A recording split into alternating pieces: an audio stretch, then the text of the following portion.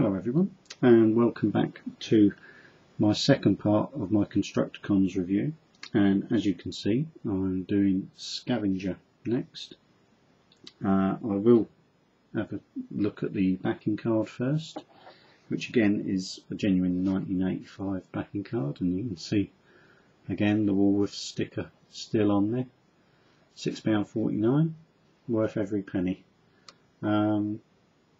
As I say, I'm doing these in order because they did have them numbered as actual individual figures to make up the Devastator set. As you can see, some really great G1 artwork on there again, showing Scavenger off in his individual form, and of course the Devastator combiner set combined into his Gasol in the little picture down there as well.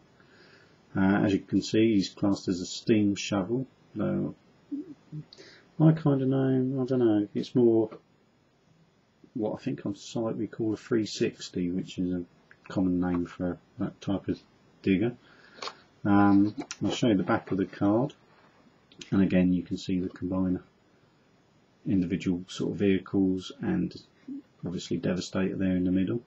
There is actually a mistake on this card. Now on the front where they've done the artwork, they've done it correct, and you can see he's got a little black laser pistol, which is what he comes with. But on the backing card up here where it says his contents, they've got everything else right, but they're actually showing, and I've already done the review on him, they're actually showing Bone Crusher's gun, which is the little green one. As you can see, that's what's in the picture.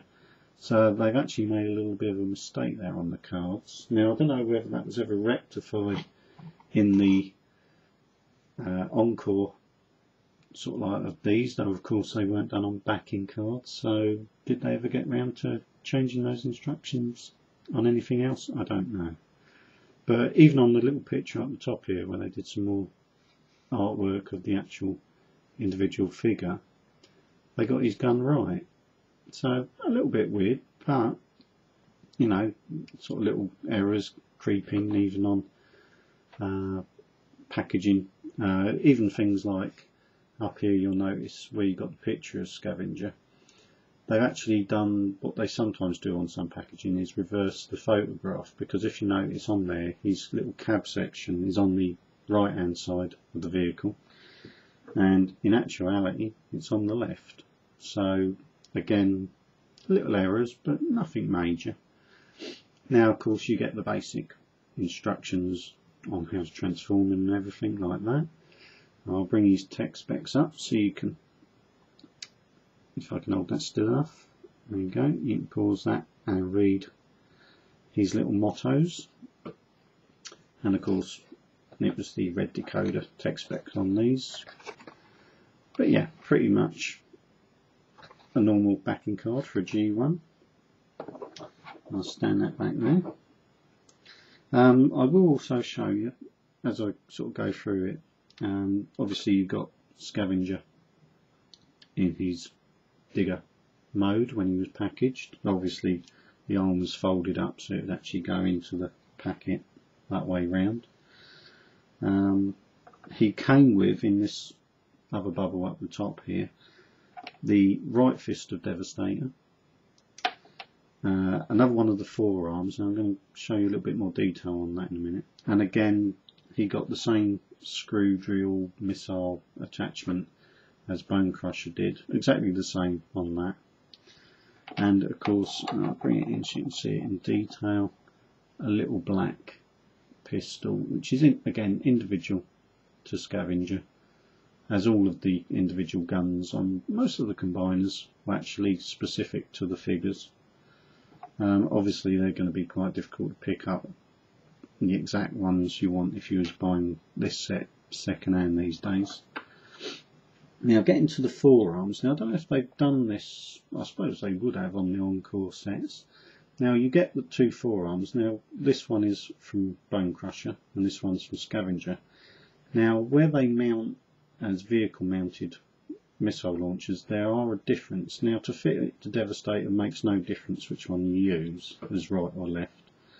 But as I showed you on Bone Crusher's review, his posts on these like exhausts on the top of his engine bay fit into these hollow posts on the forearm. Now if I compare that with Scavenger's one, you'll see that they're in line but in the opposite direction, so 90 degrees to each other.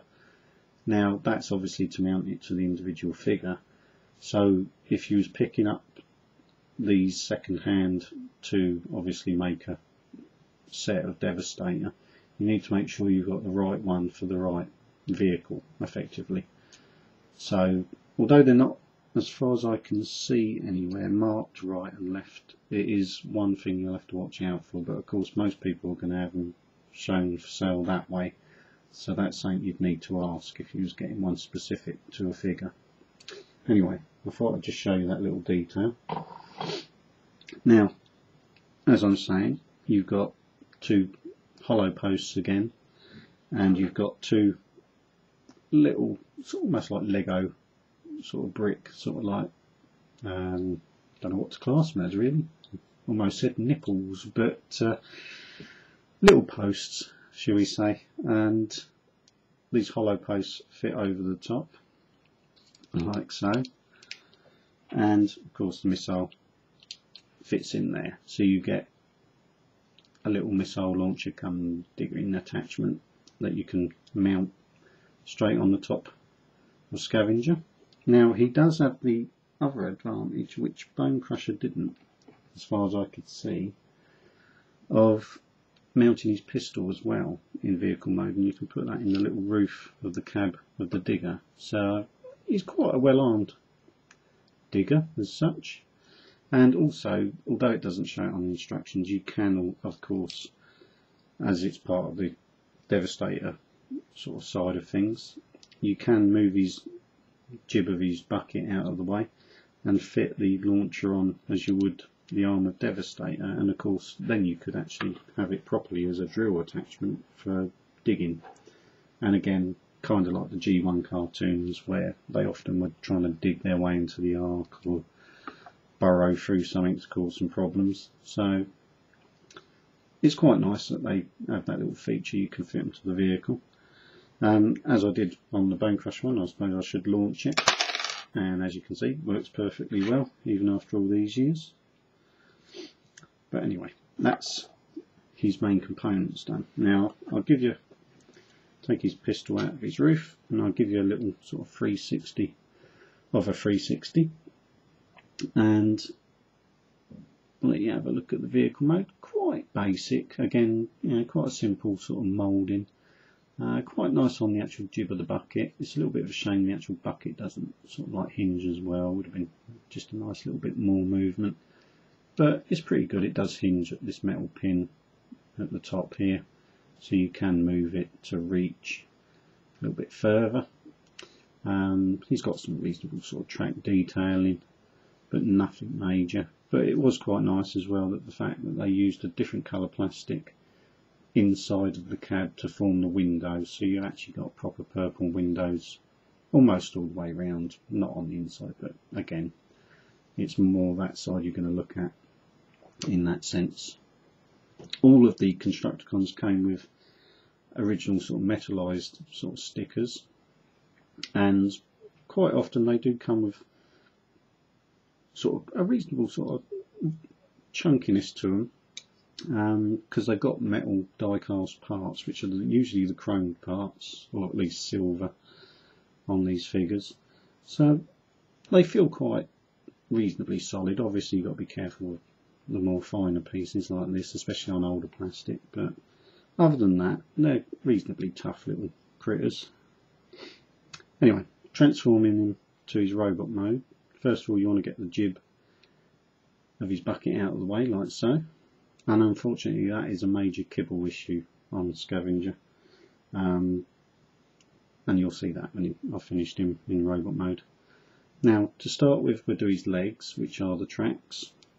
Now, you fold them down from the back, like so, and they fold straight round and just stop.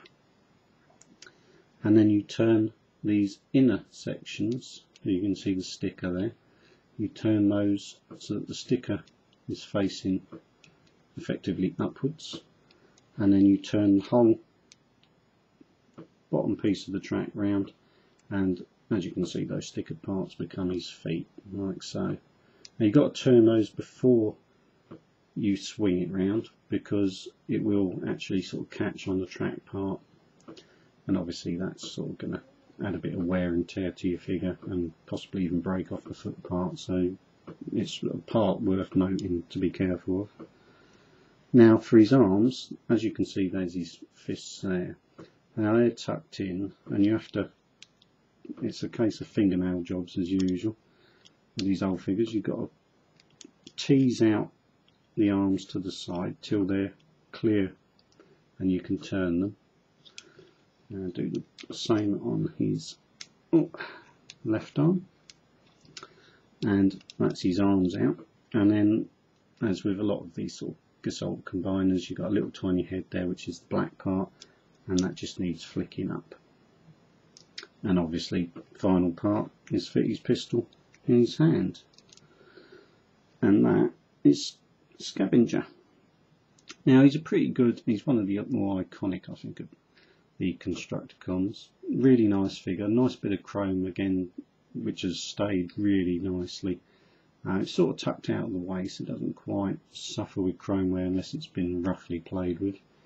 Mine, fortunately, I was very careful with, and as I say, even on the Bone Crusher sort of review, the stickers have stayed pretty well. There's a little bit of wear and tear on little edges like there, and on the foot one there, but other than that, they're pretty good.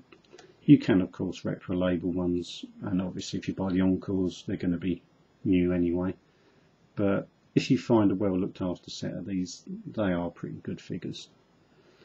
Now I'll bring him in so you can see his face detail, which they did pick out a little bit of colour on his eye visors and his sort of mouth, and well, I suppose you'd call it his forehead sort of piece. Some quite nice sticker detailing, as I say, chrome stickers, and sort of like, you know, all round they did sort of like supply a reasonable set, and of course they all came with a rub sign. But yeah, a pretty good little figure. He does stand reasonably well.